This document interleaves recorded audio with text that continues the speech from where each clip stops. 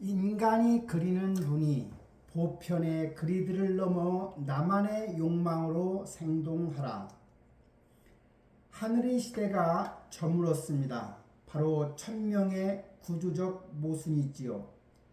인간의 세계를 신이 결정한다는 믿음이 붕괴된 거지요. 천명은 오직 천자라는 단일 창구를 통해서만 전달되는 것입니다. 하늘 바로 천이고 천자가 있고 인간이 있지요. 비의성입니다. 소수에게 독점된 비밀이지요. 두 번째는 임의성입니다. 일관성 없는 권력 행사이지요. 세 번째는 주관성입니다. 개인의 의지에 좌우된다는 겁니다. 인류 최초의 독립선언은 바로 도의 출현인 겁니다. 신의 명령에서 벗어나 인간만의 생각하는 힘으로 세계와 직접 맺는 관계이지요. 투명성은 누구에게나 개방된 사유입니다. 객관성은 주관적 독점이 없는 상태이고요. 보편성은 모두에게 동일하게 적용되는 기준인 겁니다. 공자의 건축학, 즉 투명한 보편성의 그리드입니다. 블랙 블럭 1은 베이스로 어질인 이는 공통의 씨앗인 겁니다. 나의 욕망과 타인의 욕망이 다르지 않다는 대전제입니다. 바로 기소, 불욕, 물시, 어인이지요. 블락 2는 미들로 예입니다. 즉 보편적 기준이지요. 인을 유지하기 위해 모두가 동의한 착할 선의 정점인 겁니다. 블락 3는 탑으로 극기 복례입니다. 일반 명사로의 상승이지요. 미숙한 개별성, 즉 고유명사와 결별하고 완성된 보편성 체계로 편입되는 겁니다. 기준의 역설입니다. 선이 권력이 되는 순간이지요. 특정한 바람직한 틀이 중심을 차지할 때 기준은 곧 폭력이 됩니다. 미셸 푸코는 본질주의적 기준은 필연적으로 사이를 구분하고 배제하고 억압한다 했습니다. 권력화된 기준, 그것이 그렇게 하는 거죠. 즉 유행의 이데올로기화입니다. 바로 구별짓기와 배제인 거죠. 노자의 건축학은 흐르는 유기체의 생명력이지요. 거피취자입니다. 저 멀리는 보편적 이념을 버리고 지금 여기 구체적 개별자의 생명력을 취하라는 겁니다. 노자의 무입니다. 즉 멋대로 하라는 거죠. 그러면 하라. 그러면 안 되는 일이 없다. 무의, 이무, 불의. 당위의 굴레를 벗어난 자발적 발의를 강조하는 겁니다.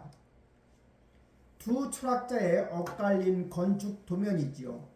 하나가 공자의 길이요, 또 하나가 노자의 길인 겁니다. 공자의 길은 사유의 원천이 인간, 이성과 본질이 있었죠. 하지만 노자의 길의 사유의 원천은 자연이고 욕망과 비본질입니다. 공자의 길의 작동 방식은 극기 복례였습니다. 통일, 통제, 수직적 상승이 중요했지요. 반면에 노자의 길은 작동 방식이 무의입니다. 분산과 자율과 수평적 흐름이죠. 공자의 길의 최종 지향점은 일반 명사입니다. 즉 보편적 가치와 일치하는 거지요. 하지만 노자의 길은 최종 지향점이 고유명사입니다. 개별적 생명력의 폭발인 겁니다. 공자의 길은 행동 규범이 해야 하는 일, 좋은 일입니다. 하지만 노자의 길의 행동 규범은 하고 싶은 일, 좋아하는 일이었습니다. 이성의 분기와 육체성, 욕망의 귀환입니다. 본질주의적 실체관과 계산적 근대 이성의 한계입니다. 현대의 개막을 알린 해체주의자들, 바로 첫째가 마르크스입니다. 이성은 사회 경제적 조건, 물질이 피워낸 신기루이죠. 프로이드는 의식을 지배하는 것은 깊고 어두운 리비도, 무의식이라 했습니다. 니체는 우주의 본질은 이성이 아닌 동물적 권력의 의지라 했지요. 오래된 미래, 동양 철학이 품고 있던 현대성입니다. 서양 철학은 사유의 한계선에서, 동양 철학은 땀냄새나는 구체적인 삶의 현장에서 현대를 발견하는 겁니다. 포스트 모던, 바로 서양이지요. 개성과 비본질과 무목적과 분산입니다. 반면에 동양 고전은 구체적 경험과 관계성과 유무상생입니다. 그리고 일량이지요. 현대 비즈니스의 생리학은 이성의 가족에서 감성의 가족으로 변합니다. 직선의 논리를 버리고 곡선의 욕망을 긍정하는 기업만이 살아남는 시대인 겁니다. 이성의 가족은 보편이나 실체나 집중이나 거대함이나 중앙 집권이나 소품종 대량 생산을 지향했습니다. 하지만 감성의 가족은 개성과 비본질과 관계와 분산과 다품종 소량 생산과 디자인을 중시하지요. 소국 과민과 애자일 생태계의 부상입니다. 거대 조직의 익명성 대 작은 단위 속 생명력의 폭발이지요. 바로 작은 단위 속 생명력의 폭발이 애자일 조직입니다. 거대 조직에 치명적인 독이 있지요. 구성원의 부속품화의 존재 가치 상실인 겁니다. 바로 익명성이지요.